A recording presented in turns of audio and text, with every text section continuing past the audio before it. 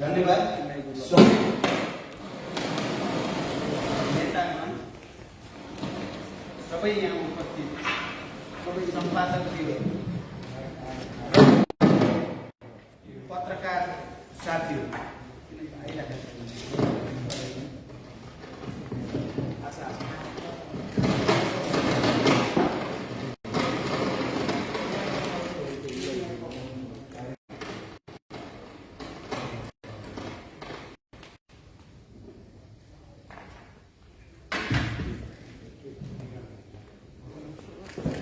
यो आजको अन्तर्क्रिया जो कार्यक्रम हो, हामीले 5 दलको बैठकमा 2-3 पटक नै छलफल गरेर सुविचारित ढङ्गले अलिक गम्भीर ढङ्गले सम्पादक साथीहरूका कुरा सुन्नुपर्दछ भन्ने धारणा बनाएर आयोजना गरिएको हो।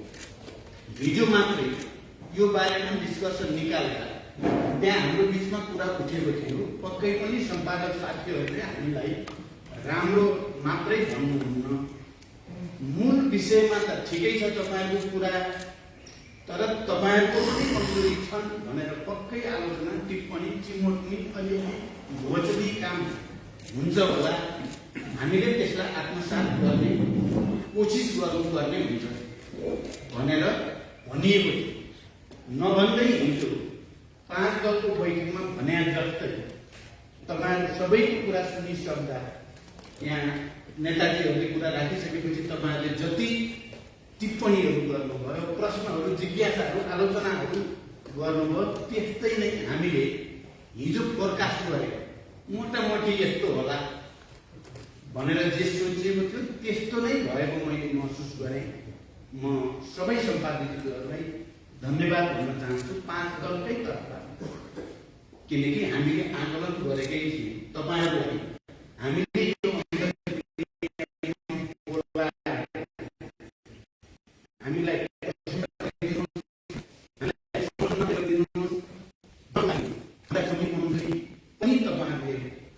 देखाइदिनुहोस् के गर्नुपर्छ भन्ने सुझाव पनि दिनुहोस्।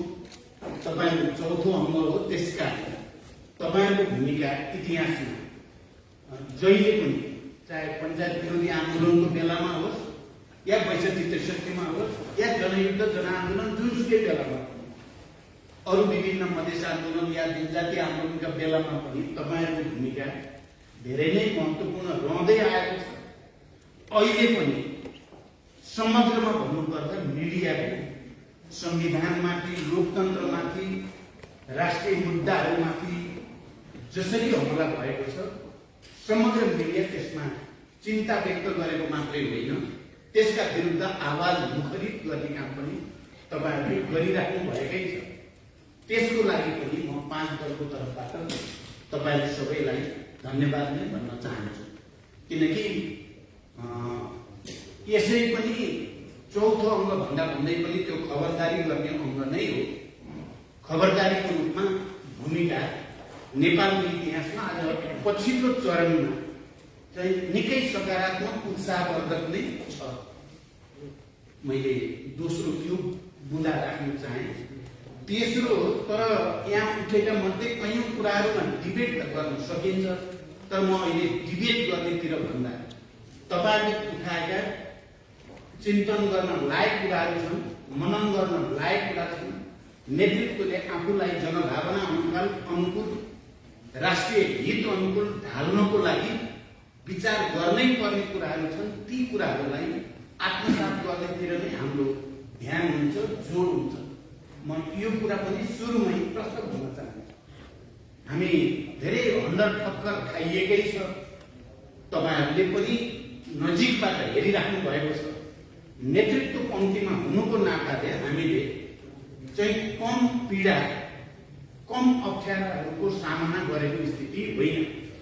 त्यसकारण तपाईहरुको कुरालाई खण्डन मण्डन गर्नेतिर भन्दा आत्मसात गरेर अगाडि जाने कुराको आजको आवश्यकता हो, राष्ट्रको र इतिहासको आवश्यकता हो भन्ने हामी महसुस गर्दछौँ।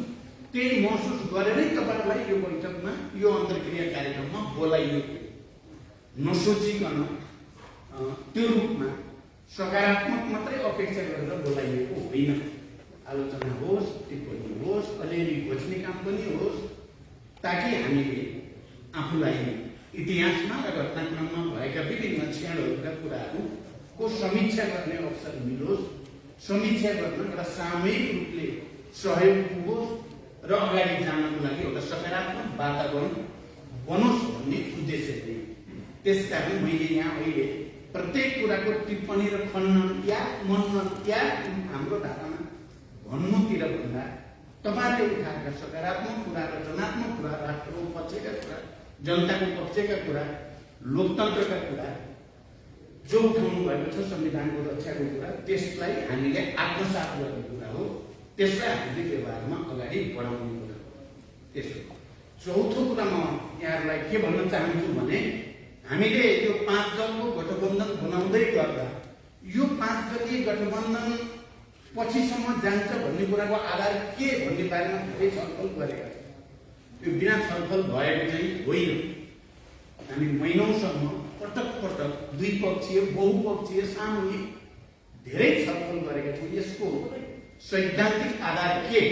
यो 5 दलीय गठबन्धनले देशलाई ठिक ढङ्गले अगाडि लान सक्छ, यो दिगो हुन सक्छ, यो धेरै परसम्म जान सक्छ भन्ने कुराको सैद्धान्तिक आधार के, राजनीतिक आधार के, भावनात्मक र संवेदनाको आधार के भन्ने बारेमा हामीले छलफल गरेका छौँ। र हामीले प्रिन्सिपलको हिसाबले भन्दा हामीले के भनेका छौँ भने यो संविधान जो दशकौंको नेपाली जनताको सङ्घर्ष र बलिदानबाट प्राप्त भएको सङ्घीय लोकतान्त्रिक गणतन्त्रको संविधान हो। यो संविधानको रक्षा गर्ने र यो संविधानलाई समय अनुकूल परिमार्जन गर्दै लैजाने उद्देश्यमा आधारित भएर यो गठबन्धन बनाइनुपर्छ। किन योभन्दा धेरै कुरा त्यसभित्र समेटिन्छ। 7 दशकभन्दा बढी लामो समयको सङ्घर्ष र बलिदानपछि प्राप्त भएको संविधान सभाबाट बनेको संविधानलाई रक्षा गर्ने र समय अनुकूल यसलाई विकसित र परिमार्जित गर्दै लैजाने उद्देश्यमा केन्द्रित भएर यो गठबन्धन बन्नुपर्छ भन्ने एउटा प्रिन्सिपल हो।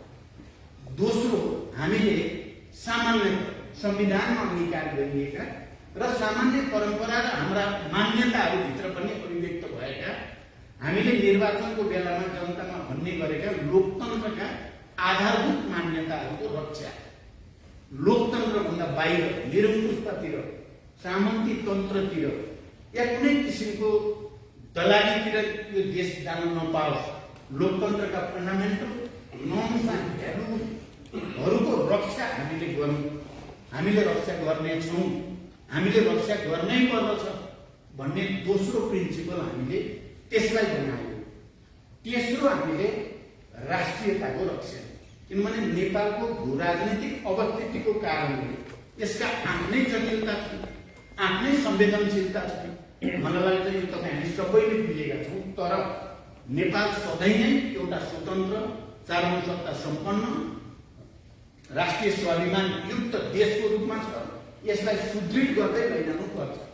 बेला बेलामा यसमाथि विभिन्न खालका चलखेलहरू विभिन्न समय कालखण्डमा इतिहासमा भएका छन्। सुगौली सन्धि अङ्ग्रेज भारतको बेलादेखि अहिलेसम्मको इतिहासका घटनाक्रमहरू र मोडहरू हेर्ने हो भने धेरै किसिमका सङ्घर्ष, जटिलता र चुनौतीको सामना गरेर नेपाल अहिले यहाँनिर छ। त्यसकारण नेपाल राष्ट्रको स्वतन्त्रता र स्वाधीनताको रक्षा गर्ने कुरा हाम्रो अर्को प्रिन्सिपल आधार हुन्छ, अर्को एउटा सैद्धान्तिक आधार हुन्छ, जसले यो गठबन्धनलाई अलि परसम्म लैजान सक्छ।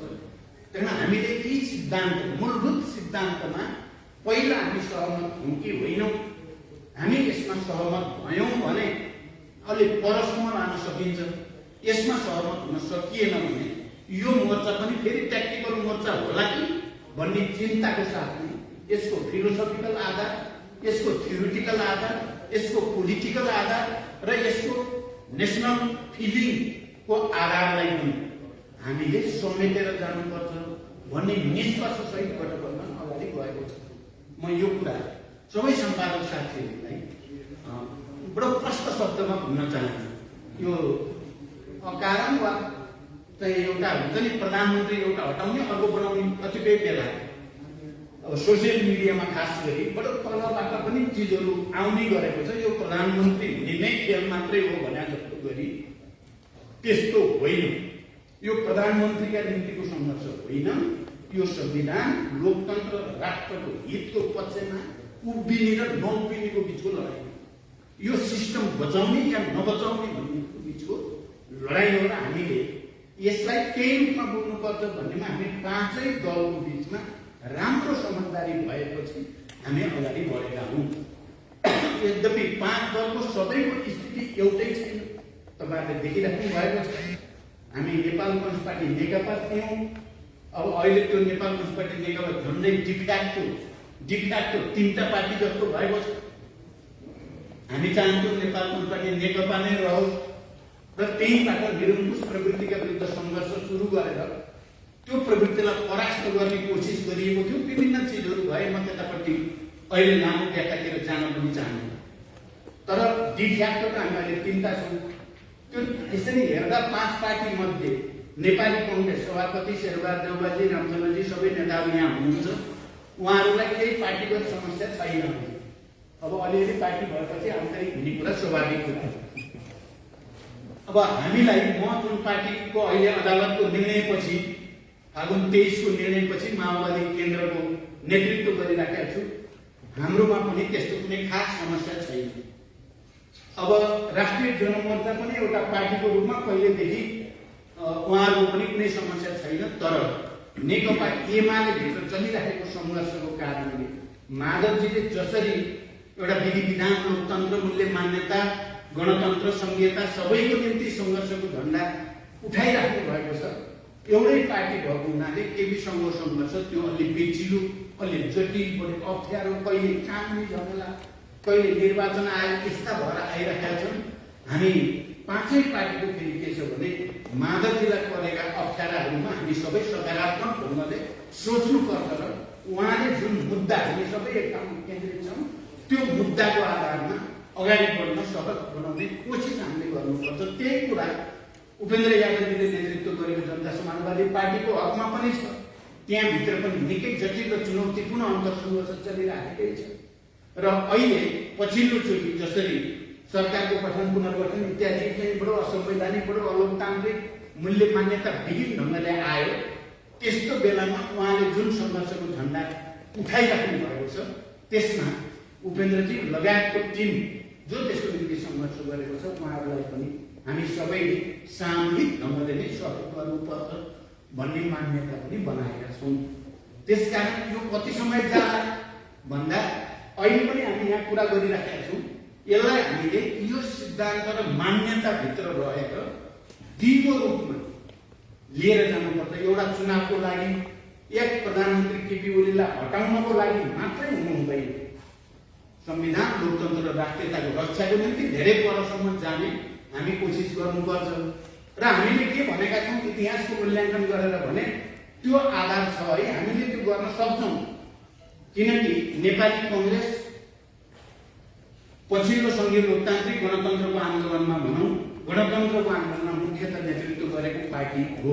अहिले गिरिजाबाबु हुनुहुन्न, शेरबहादुर त्यो ठाउँमा हुनुहुन्छ, तर गणतन्त्रको निम्ति सङ्घर्ष गरेकै पार्टी हो।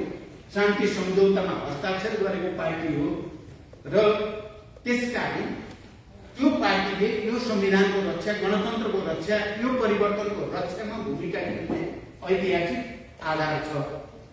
कमरेड माधव कुमार नेपाल त्यति बेला चाहिँ गणतन्त्रको निम्ति आन्दोलन गर्ने मध्येको एकजना नेता, 12 बजे समझदारी ड्राफ्ट गर्ने मध्येको एकजना नेता, बुटोलबाट सुरु गरेर राजतन्त्र विरोधी आन्दोलनको सङ्घोष गर्ने नेता पनि हो उहाँ। केपी ओलीजी के गर्नु हुनुहुन्थ्यो त्यति बेला भने तपाईँ हामी सबैलाई थाहा छ, मैले भनिराख्नु परेन। उहाँ के भन्नुहुन्थ्यो त्यो आन्दोलनलाई, माधवजी के भनेर त्यो आन्दोलन अगाडि बढाउन चाहनुहुन्थ्यो र हिजो जनयुद्धमा हुँदै गर्दा, भूमिगत हुँदै गर्दा हाम्रो पटक पटक भएका भेटघाट कुराकानी सबैले 12 बजे समझदारी र शान्ति सम्झौतालाई आधार बनाएको हुनाले पनि हाम्रो यो एकताको आधार ऐतिहासिक पनि छ। अहिले भएको संविधान रक्षा मात्रै कुरा होइन, यो परिवर्तन ल्याउन खेलेको ऐतिहासिक भूमिकामा हामी जो जना थियौँ। उपेन्द्रजी हिजो त हामी आन्दोलनमा पनि सँगै नै थियौँ, पछि मधेस आन्दोलनको नेताको रूपमा उहाँले सबै खाले प्रतिक्रियावादी अवसरवादी प्रवृत्तिका विरुद्ध र सबै खाले दबाव हस्तक्षेपको सामना गरेर आउनु भएको छ। त्यसकारण उहाँसँग पनि हाम्रो गठबन्धनको ऐतिहासिक आधार छ, राष्ट्रिय जनमोर्चा।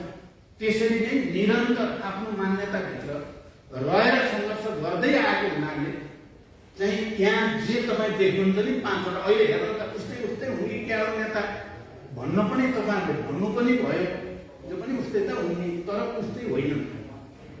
म भन्छु उस्तै होइनन्। केपी ओलीले बयलगाडाको सिद्धान्त प्रतिपादन गर्दै गर्दा माधव नेपाल गणतन्त्रको निम्ति झन्डा उठाएर हिँड्नु उस्तै उस्तै हो। हामी म भन्छु प्रधानमन्त्रीको बारेमा थोरै प्रश्न उठ्ने बित्तिकै सजिलै प्रधानमन्त्री त्याग्ने प्रचण्ड र प्रधानमन्त्री त्याग्नुभन्दा देशै डुबाइदिन्छु भन्ने केपी ओली उस्तै उस्तै हो। यो तपाईँहरूले सोच्दाखेरि त पक्कै सोध्नु भयो होला, यी पनि उस्तै उस्तै हो। शेरबहादुर देउवा र प्रचण्डहरूको बिचमा सहमति हुँदा सजिलै सहमति पालन गरेर छोड्ने, अर्कोले नि छोड्ने उस्तै उस्तै हो। तपाईँ विचार गर्नुहोस् कसरी उस्तै उस्तै हुन्छ भने। सजिलै थोरै प्रश्न उठिसकेपछि अनावश्यक त्यो गर्नुभन्दा छोडेर निकाल्नु सजिलो हुन्छ भने छोडिदिने चाहिँ र छोड्नुभन्दा लोकतन्त्र भाँडमा जाओस्, संविधान रद्द भएर होस्, दलालहरूलाई ल्याएर मन्त्रीमण्डलमा राखेर भए पनि चलाउँछु भन्ने उस्तै उस्तै हो। हामीले पहिलोचोटिको कुरा म अब अरू व्याख्या त गर्दिनँ, म के राम्रो काम गर्न खोजिएको थियो भन्ने कुरातिर म जान्नु। तर दोस्रो पटक हामी सहमतिमा सरकार बनाउने बेलामा हाम्रो काम के थियो? पहिलोचोटि थियो, दोस्रोचोटि गर्दाखेरि संविधान जसरी बनाउने थियो। संविधान बनाइएन भने संविधान सभा गरेर दुईवटा संविधान सभा गरेर पनि संविधान बनेन भने के होला भन्ने चिन्तामा थियौँ हामी। नेतृत्वको काम जसरी संविधान बनाउने थियो। तपाईँहरूले देख्नुभएको छ, राम्रोसँग बुझ्नु भएको छ, संविधान नबनोस् भन्नको निम्ति कति ठुलो दबाव, धम्कीहरू, विभिन्न किसिमका अडचन झमेलाहरू आएका थिए। त्यति बेला म अपोजिसन लिडर थिएँ, सबभन्दा बढी दबाव म माथि थियो, तपाईँहरूले थाहा पाउनु भएको छ। त्यसलाई सामना गरेर हामी सबै मिलेर संविधान घोषणा गरियो। अनि त्यो संविधान बनाएर घोषणा गर्ने प्रवृत्ति र यो संविधान सिद्ध्याउने प्रवृत्तिका पात्रहरू उस्तै उस्तै हुन्छन् त। उस्तै उस्तै पनि उस्तै त मान्छे भन्दिन दिन्छ। दोस्रो चोटि संविधान घोषणा गरेपछि हामीले यो संविधान कार्यान्वयन गर्नको लागि चुनावतिर जानै पर्छ। हामीले लोकतान्त्रिक ढङ्गले निर्वाचन प्रक्रियालाई सम्पन्न गरेनौँ भने संविधान घोषणाले मात्रै सबै कुरा हुँदैन। त्यसकारण निर्वाचन हुनै पर्छ भनेर हामीले त्यति बेला देखिसकेका थियौँ। ओलीको नेतृत्वबाट निर्वाचन नहुने देखिसकेका थियौँ। त्यसो भएर चाहिँ अर्को सहमति बनाउनु पर्यो। मायावती पनि हुनुहुन्छ, यद्यपि उहाँ एमालेकै नेता त्यति बेला। तर केपी ओलीबाट हुँदैन है। अब चिजहरू उल्टो जान थाल्यो भनेपछि हामीले कहीँ न कहीँ नयाँ ढङ्गले सोच्नुपर्ने स्थिति आयो। हामीले निर्वाचन गऱ्यौँ। तपाईँहरूले भन्न सक्नुहुन्छ त्यो निर्वाचन धाँधली भएको थियो, षड्यन्त्र भएको थियो। यही हामी नेता भन्ने त्यति बेला प्रधानमन्त्री भएका म अथवा शेरबहादुर अथवा अरू कोहीको ध्यान चाहिँ आफैलाई मात्रै गर्ने भन्ने थियो कि संविधान कार्यान्वयनको निम्ति लोकतान्त्रिक निर्वाचन चाहिँ सम्पन्न गरौँ भन्नेमा थियो। त्यो भनेर अनि यसलाई सिद्ध्याउन खोज्ने उस्तै उस्तै कसरी भयो मैले चाहिँ बुझिनँ क्या। तपाईँहरूले चाहिँ भन्नुभएको छ, भन्न नि पाउनुहुन्छ, भन्नुभएकोमा स्वागत पनि गरिसकेँ मैले। तर मैले पनि अलिकति त भन्ने भएँ, उस्तै उस्तै हो त। निर्वाचन भयो, मैले सोचेँ वाम गठबन्धन, वाम जनमत धेरै छ नेपालमा, वाम गठबन्धन गरेर र जनतालाई मन छुने गरिकन प्रतिबद्धता व्यक्त गरेर सबै वर्ग तह तबकालाई सामाजिक न्याय दिने, आर्थिक सुविधा दिने, विधि विधान अनुसार चल्ने भन्ने आधारमा गठबन्धन गर्यो भने देशमा राजनीतिक स्थायित्व होला भनेर सोचेर सहमति गर्ने प्रधानमन्त्री पाएको प्रधानमन्त्री छोडेको छु मैले। तपाईँले त्यो कुरा चाहिँ कहिले पनि भन्न नरुचाउनु भएको हो कि भन्यो भने प्रचण्डलाई समर्थन गरेको देखिन्छ भन्ने ठान्नु भएको छ कि? मैले त 5 वर्ष प्रधानमन्त्री पाउनेवाला थिएँ चुनावपछि पनि। मैले भो जे जनताको अगाडि गरेको प्रतिबद्ध भन्न बाहिर जानु हुँदैन। प्रधानमन्त्री ठुलो कुरा होइन, प्रधानमन्त्री त आउँछ जान्छ भन्नु र भएको सहमति जति लट्याएर कुर्सीको निम्ति जे पनि गर्ने केपी ओली उस्तै उस्तै हो त भने तपाईँहरूले पनि उस्तै उस्तै भनिदिनु भने त हामी त साह्रै ठुलो अन्याय पर्ने भयो। अब हामीभन्दा राम्रा नेता ल्याउन सकिन्छ भने त हामी छोड्न तयार छौँ। ल भन्नुहोस् आजै तिमीहरूले सकेनौ हामी गर्छौँ भन्नुहुन्छ भने पनि ठिकै छ। अस्ति के भयो भने एउटा कुरा भनेर म एउटा प्रश्न टुङ्ग्याइदिनु। जुन दिन अदालतले अलिकति सकारात्मक ढङ्गले संविधानको पक्षमा गर्ने सङ्केत पाएपछि प्रधानमन्त्रीले राति एउटा अपिल निकाल्नुभयो। तपाईँ हामी सबैलाई थाहा छ। खास गरी माधवजीहरूलाई सम्बोधन गरेर एकता गरौँ, जसरी पनि एकता गरौँ, के गर्नुपर्छ, के अरे जेठ 3 गते पहिला फर्किन पनि तयार छु। अब उहाँ जे पनि तयार हुनुहुन्छ, मलाई चाहिँ अब कण्ठ भयो, कमसेकम मलाई चाहिँ कण्ठ भयो। मैले चिनेको माधवजीलाई बढी हो, केपीजीलाई बढी चिने होइन। यो 3 वर्षमा राम्रो चिने र सङ्घर्ष पनि हामीले सुरु गर्यो फेरि उहाँको गलत प्रवृत्तिका विरुद्ध। सङ्घर्ष गर्नु सही थियो कि थिएन, सङ्घर्ष किन गरियो, सुविधा लिनु त त्यही सजिलो थियो नि त्यति बेला। तर संविधान, लोकतन्त्र, मूल्य, मान्यता, जनता, राष्ट्र सबै बर्बाद हुने गयो बुद्धिले भनिपछि विद्रोह गरी। अस्ति चाहिँ त्यसको भोलिपल्ट उहाँले मलाई फोन गर्नुभयो र सोध्नुभयो, उहाँले तपाईँ शेरबहादुरमा बोकेर काङ्ग्रेसलाई बोकेर अब हामीलाई सिद्ध्याउन हिँड्नु भएको छ भन्नु। अनि वामपन्थीको सरकार सिद्ध्याउने, काङ्ग्रेससँग मिलेर सरकार बनाउनेमा पुग्नुभयो होइन तपाईँ भन्नुभयो उहाँले। मैले कङ्ग्रेस त अहिले तपाईँभन्दा 100औं गुणा वामपन्थी, लोकतन्त्रवादी, क्रान्तिकारी भएर आयो गर्नुहुन्छ के? मैले भनेको ठ्याक्कै यही हो। काङ्ग्रेस धेरै वामपन्थी, ऊ त संविधानको रक्षा गर्ने भएर बिचरा चाहिँ अडिया छ। तपाईँ संविधान सिद्ध्याउन हिँड्नु भएको छ। काङ्ग्रेस लोकतन्त्रको रक्षा गर्ने भनेपछि तपाईँ लोकतन्त्र सिद्ध्याउन हिँड्नु भएको छ। कङ्ग्रेसले तपाईँलाई चाहिँ विदेशीको टाङमुनि छिर्यो भनेर चाहिँ भन्छ, तपाईँ टाङमुनि छिर्नु भएकै छ। छिर्या मात्रै होइन, पुरै आत्मसमर्पण गरेर दलालहरू ल्याउन थाल्नु भएको छ। अनि काङ्ग्रेस चाहिँ दक्षिणपन्थी, तपाईँ चाहिँ वामपन्थी कहाँनिर हुनुभयो भन्नुहोस् न, प्रमाणित गर्नुहोस्। काङ्ग्रेस दक्षिणपन्थी, तपाईँ चाहिँ वामपन्थी हो। तपाईँलाई वामपन्थी ठानेरै गठबन्धन गर्न खोजे हो, तपाईँले सही गरेको पनि त्यस्तै गर्छ भनेपछि भाषण धेरै नगर भन्नुभयो उहाँले। फोनमा हो कुरा। म अहिले के ठान्छु भने यो गठबन्धन कुनै अवसरवादी गठबन्धन होइन, यो लोकतन्त्रवादी, लोकतन्त्रवादी र वामपन्थीहरूको गठबन्धन। 46 सालको आन्दोलन लोकतन्त्रवादी र वामपन्थीको कारणले पञ्चायत आयो। 62-63 वामपन्थी र लोकतन्त्रवादीको मोर्चाले नै राजतन्त्र परास्त भएको थियो। अहिले पनि वामपन्थी र लोकतन्त्रवादी मिलेर जानुपर्ने परिस्थिति केपी ओलीको निरङ्कुशताको कारणले झन् सिर्जना भयो। हामीले आत्मसमीक्षा गर्ने मौका पायौँ। त्यसो अर्थमा केपी ओलीलाई धन्यवाद दिन्छ। नेगेटिभ रोल खेलेर नेपाल राष्ट्रका सबै सकारात्मक शक्तिहरूलाई फेरि एकचोटि एक ठाउँमा आउने वातावरण बनाइदिएकोमा उहाँलाई धन्यवाद। उहाँले जो भिलेनको भूमिका खेल्नुभयो नि राष्ट्रमा, अब त जनताले यो भिलेन रहेछ भन्ने थाहा पाउनु भएको छ, जनतालाई पनि थाहा भइसकेको छ। त्यसकारण यो गठबन्धन कुनै चाहिँ सिद्धान्तहीन गठबन्धन, खाली स्वार्थको लागि मात्रै गठबन्धन होइन। यो 46 सालको ऐतिहासिक जनआन्दोलनदेखि सुरु भएर विकसित हुँदै आएको, बेला बेलामा जिगज्यागहरूभित्र छिर्दै र देशलाई सकारात्मक परिवर्तनको दिशातिर लान अगाडि बढेकै गठबन्धन हो यो। त्यहाँ यसमा शङ्का गर्नु पर्दैन। म यहाँहरूलाई विशेष रूपले अपिल गर्न चाहन्छु, तपाईँहरू भरोसा गर्न सक्नुहुन्छ। यो त फेरि राजनीति भनेको विकासक्रम अलिकति घुमघुमाउमै हुन्छ, सिधा र सरल रेखामा हुने जात पनि होइन। यसमा उतार चढावहरू हुन्छन्, केही भुलहरू हुन्छन्, गल्तीहरू पनि हुन्छन्। त्यसबाट सिकेर राष्ट्र र जनताको लोकतन्त्र र परिवर्तनको पक्षमा उभिनेहरू अगाडि बढ्दै जान्छन्। पछाडि नेगेटिभली सोच्ने, प्रतिगामी ढङ्गले सोच्नेहरू पतन हुँदै जान्छन्। यही त राजनीतिको नीति हो। र मैले सधैँ भन्ने गरेको छु, अब नेताहरूलाई आलोचना गर्नु पनि पर्छ। तपाईँहरूको त ड्युटी नै छ खबरदारी गरिराख्नु। तपाईँहरूको धर्मभित्रै पर्छ त्यो। त्यस कारण तपाईँहरूले गरेकोमा त हामीले गम्भीरतापूर्वक ध्यान दिनै पर्छ, दिन्छौँ पनि। तर एउटा प्रवृत्ति फेरि हुर्किन नपाओस् भन्ने कुरा हामी सबै सतर्क हुनुपर्छ भन्ने पनि म राख्न चाहन्छु।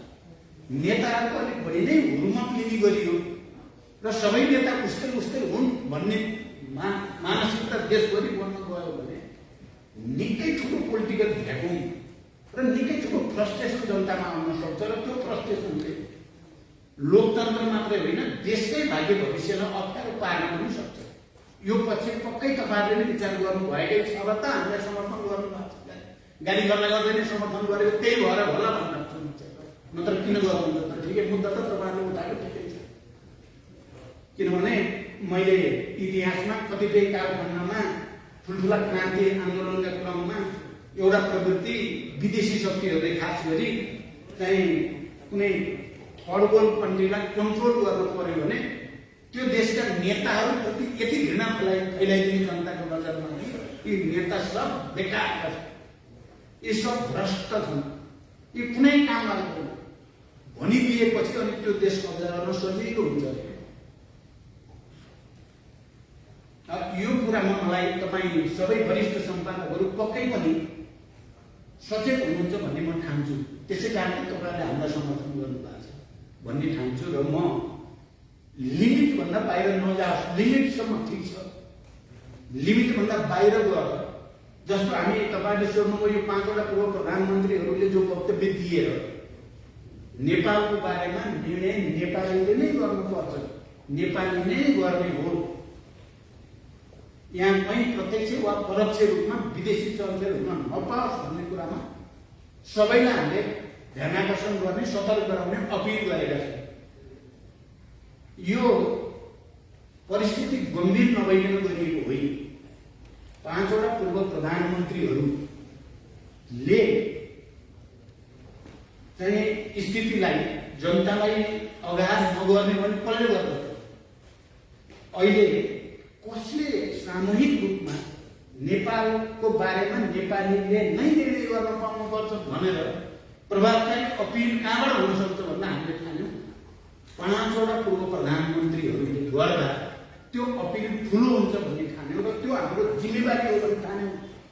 तपाईँले भने उस्तै उस्तै सिद्धान्त भनेर बाहिर उस्तै उस्तै भए त हामी पनि तथाङ मथाङ गर्थ्यौँ होला नि त, विदेशीकै आशीर्वाद पाउनु यस्तो बेलामा होइन है, चलखेल मानिँदैन भन्न किन जान्छौँ त? तर हामी कसैसँग दुश्मनी गर्नु छैन। तपाईँले भाषा हेर्नुभयो भने त्यो भाषा नेपाल र नेपालीलाई अपिल छ, विदेशीलाई गाली पनि होइन। हामी छिमेकीहरूसँग राम्रो सम्बन्ध होस् भन्ने चाहन्छौँ, सबै मित्र राष्ट्रहरूसँग राम्रो सम्बन्ध होस् भन्ने चाहन्छौँ, तर हाम्रो भित्र अनावश्यक चलखेल हामीलाई सही छैन। हामी त्यो नेपाली जनता, नेपालको मनोविज्ञान, नेपालको संस्कार त्यस्तो होइन, हामी सक्दैनौँ भन्ने कुरा पनि त्यहाँ छ। मलाई लाग्छ तपाईँहरूले त्यो कुरा राम्रो बुझ्नुभएको छ। तपाईँले अहिले गरेको टिप्पणीबाट पनि तपाईँहरूले त्यो कुराको मर्मलाई राम्रो बुझ्नु भएको छ भन्ने नै मैले बुझेँ। त्यसकारण त्यो गर्नुपर्ने काम गरिएको।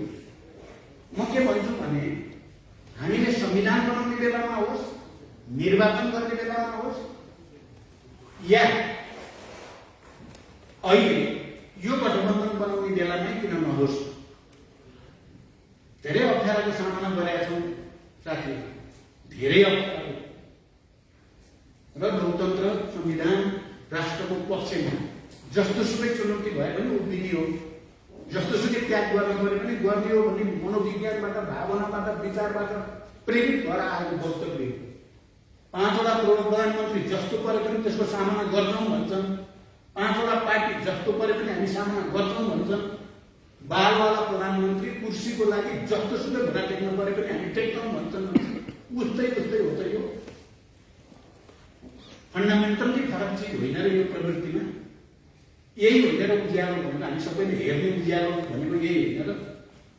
अब हामीले पनि गल्ती गरेका छौँ, नगरेको होइन। तपाईँहरूले यहाँ उठाउनु भएको कुरा कयौँ पटक मैले सार्वजनिक रूपमा पनि भनेको छु।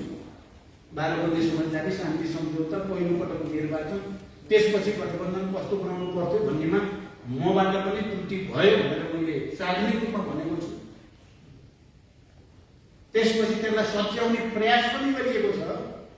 प्रयास नगरेको भए प्रधानमन्त्री सजिलै छोडिन्थ्यो।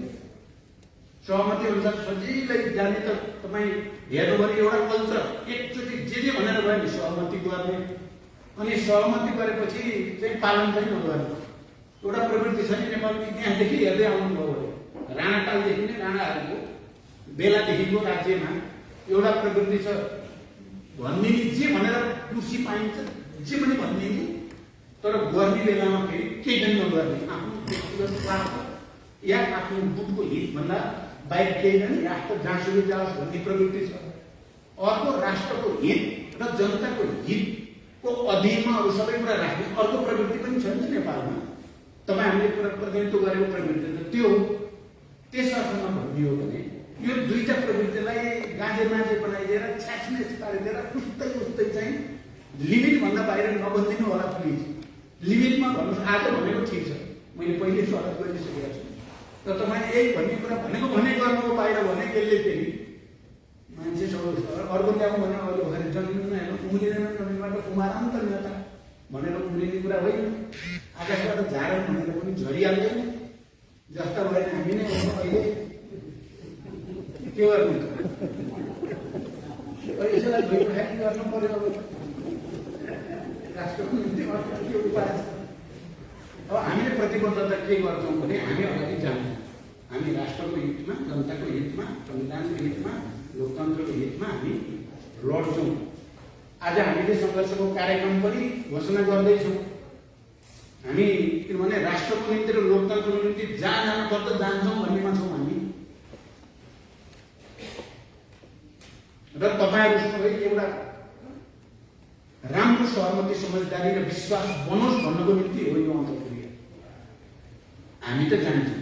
अस्तिको पटक संसद विघटन भयो, हामी सबैले यसलाई असंवैधानिक भन्यौँ, अलोकतान्त्रिक भन्यौँ, तर हाम्रो लेभल अफ अन्डरस्ट्यान्डिङ चाहिँ यो हाइटको थिएन। अहिले जुन हाइटमा हामी आइपुगेका छौँ यही त गत विकास क्रम भनेको। अहिले हामी अर्को हाइटमा युनिटी भएका छौँ। त्यति बेला त्यो हाइटमा नभए पनि हामी सबैको मूल मुद्दा त असंवैधानिक भयो, अलोकतान्त्रिक भयो। प्रधानमन्त्रीको कदम मैले संसद विघटन यसरी गर्नु हुँदैन थियो भन्ने तानेको ठाउँमा थियो। त्यति बेला जनतालाई अपिल गर्दा पनि त जनता त परिचालन भएकै हो नि। अहिले कोभिड-19 भएको हुँदैन थियो भने त हामीले धेरै अपिल गर्नै पर्दैन थियो भन्ने चाहिँ हाम्रो विचार। जनता आफै सडकमा चाहिँ लाग्नु आउने त्यो हकभन्दा बढी भयो। एनफ भनिन्छ नि, यति एनफ भन्ने कति हो कति भयो नि केटीको त। जे मनला त्यही गरेको छ। बाटाबाट मन्त्री बनाएको छ, जो दलाल छ तिनीलाई ल्याएको छ। संविधान मूल्य, मान्यता, आदर्श, निष्ठा केही पनि छैन। आइन स्टेट भनेको छ, हिँडेको छ। अझै गति स्वीकारेको सट्टा अझै पनि चाहिँ अब घटा विचित्र लाग्छ। हामी सक्दैन चाहिँ तपाईँ जस्तै हो। हामीलाई त लाज हुन्छ। हामीले बस्नै सक्छौँ, म त बस्नै सक्छु त्यो बालबच्चामा यत्रो स्थिति हेर्दा उनी त अझै के भन्छन्, त्यो हटेका मन्दिरलाई बोलाएर त्यो के अरे क्वार्टर छोड्न नि पर्दैन, गाडी छोड्न नि पर्दैन, गाडी चलिरहनुहोस्, क्वार्टरमा बसिरहनुहोस्, झन्डा यसो छोपेर गाडी चलाएर हिँड्नुहोस्, म मिलाउँछु भन्ने छ शब्द। म यो शब्दलाई मिलाएँ भित्र होइन। यो के देख्नु पऱ्यो हेर्दा हेर्दै यस्तो गर्ने मात्रै छौँ त हामी यता जानु भन्न पर्दैन। मुख छोपेर कपडा खोलेर हिँड्नुहुन्छ भने भन्नु पर्दैन। अब त्यस्तो गर्ने र हामी उस्तै छौँ त। हामी एउटा उद्देश्यको निम्ति गर्ने उस्तै हुन त होइनौँ। हामी अर्कै छौँ है।